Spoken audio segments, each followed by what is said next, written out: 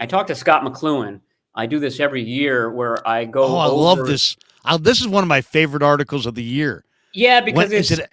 it's Is it it's out? objective. I mean, he's not pulling punches or Yeah. anything, and he really, really liked this pick. I mean, in fact, Okay, great.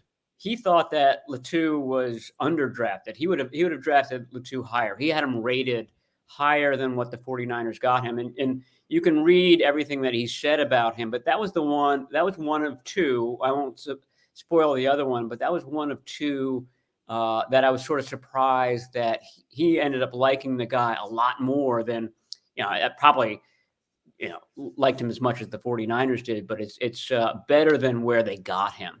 And because he saw upside with this guy as well. Like this is a player who's right now is probably a number two tight end, complimentary tight end to George Kittle. Of course, that's what his role is going to be. But in years to come, he's going to be tight end one caliber type player. It's funny because in remembering your last year's piece on, or maybe a couple of years ago, he liked Hufanga. Yes. McCloughan was hot on Hufanga, and McCloughan has a way of kind of, I mean, his opinions would shape my opinion. That's how on it he is. I mean, he's that on it. I'm shocked that the 49ers haven't put him on a contract and said, because you see John Dorsey in the Lions draft room or whoever team he's with now. You see some of these guys who used to be in charge, who for whatever reason are no longer in charge. Sometimes it's personality or age or whatever, and they go graduate to, like, Tom Donahoe was a consultant for the Eagles and Dorsey was a consultant for a couple different teams. I think McCloughan would be a phenomenal hire for the Niners as kind of an internal consultant on personnel. It would maybe not the kind of move that would be popular with Peters or Lynch, but to me, more eyes on these players is a good thing.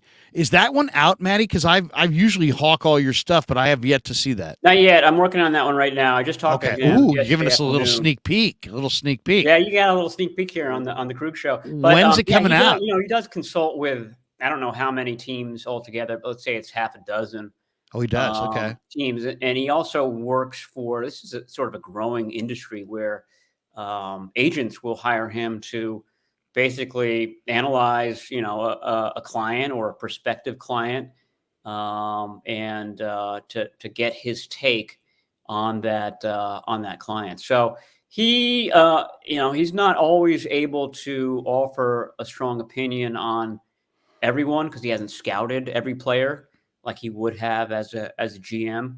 But the vast majority he had, he'd been watching, and some of them he'd been watching for several years. So this is a very good, worthwhile conversation with McCloughan this year. When will you be releasing that on The Athletic? I think tomorrow morning, Gotcha. Thursday morning.